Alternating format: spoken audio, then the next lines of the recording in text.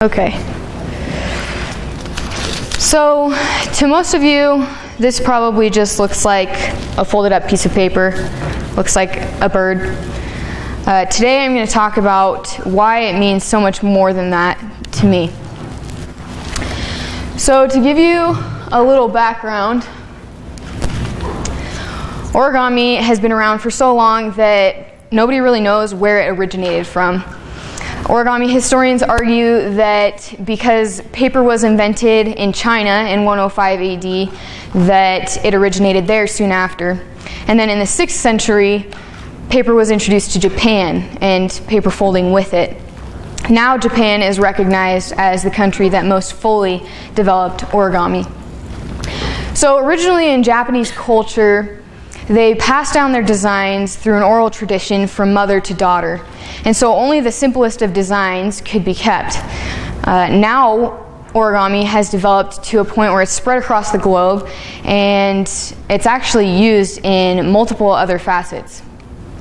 For example, this is a self-assembling robot that was made using origami principles. As you can see, it starts out flat and then it actually unfolds itself in about 4 minutes.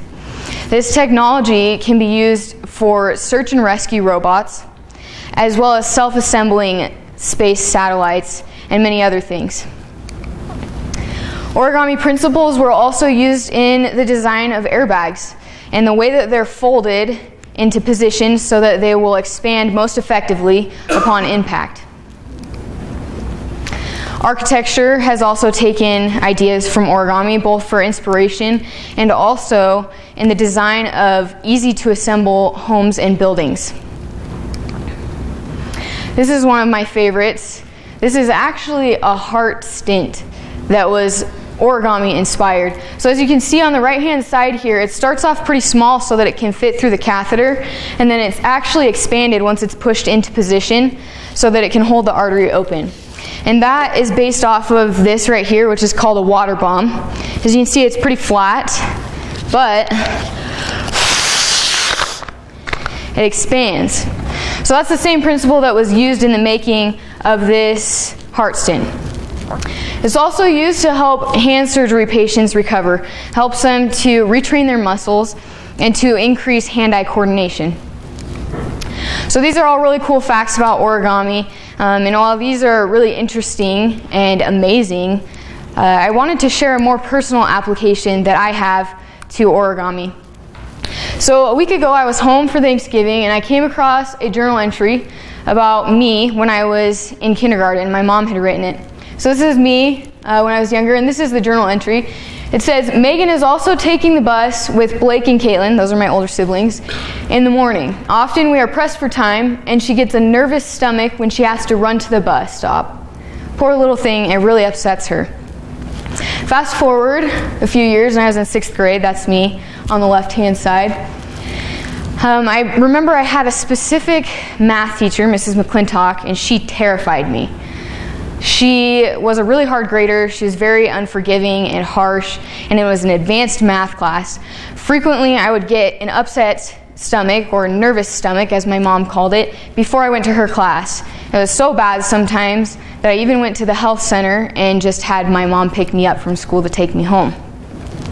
I didn't realize the real problem then, but now I know that I was struggling with anxiety from the time that I was very young. During the years of my terrifying math teacher, I was hanging out with my best friend Brian after a particularly rough day at school. This is a picture of us at kindergarten graduation and high school graduation. So as you can see, we went through pretty much everything together. I was hanging out at Brian's house this one day, and I found an origami book sitting on one of the side tables at his house. Started flipping through it, and I came across the instructions to create a paper crane. Brian and I sat down and started working on the paper crane together and learned how to fold them, and that was the start of origami for me. I didn't really put it together then, but I realize now that anytime I was feeling anxious or stressed or even just upset, I would sit down and fold an origami crane. And by this point, through the years, I have folded hundreds and probably even thousands of these little birds. For a lot of people, anxiety stems from the feeling that they're not in control of their life or certain aspects of it. When I was in kindergarten, I got a nervous stomach running to the bus stop because I wasn't in control of when I got to leave since I was so young.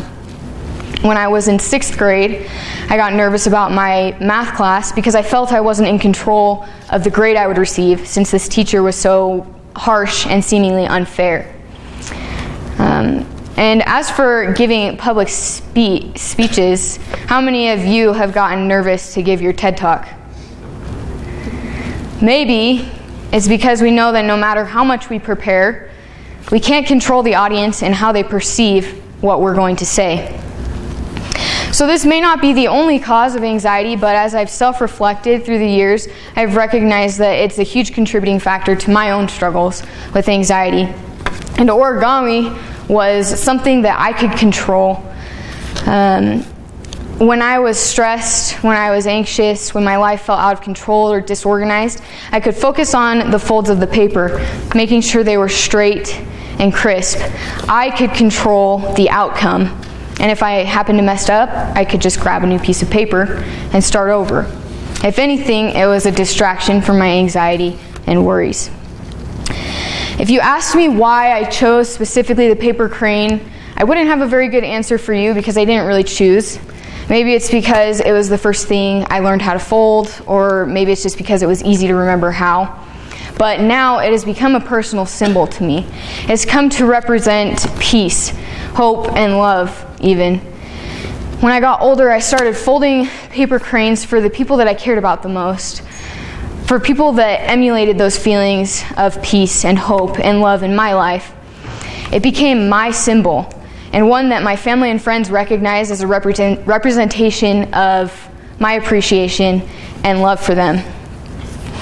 A little bit later on, I went on a mission, and as most missionaries, or a lot of them at least, my anxiety was heightened to the point that I would sleepwalk every night.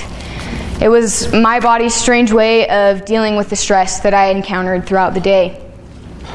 At this point in time, I came back to that personal symbol, and I started folding origami cranes again, and I even kept one with me on the back of my missionary tag.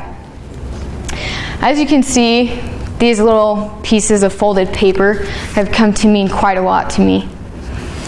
Now, I don't tell you of these struggles with anxiety to gain sympathy, but just because they're relatable. We've heard all the other topics that have been spoken about today. This is a real thing. And all of us struggle with anxiety at one point or another, whether it's minor or serious, whether it's fleeting or chronic. We all deal with it. We are more alike, my friends, than we are unalike. Maya Angelou. You don't have to struggle with mental illness. You don't have to have those issues. We all feel emotion. We all have rough days. We all have good days. We all have those days where we need to get our mind off things and just focus on something else. So my suggestion to you is to give origami a try. The internet is full of endless resources to learn how to use origami. And if you find it's not for you, that's totally fine. Just find something small and simple that brings you that measure of peace in your day, that puts your mind at ease. If it's not origami for you, there's something else out there. So I encourage you to find your paper crane. Thank you.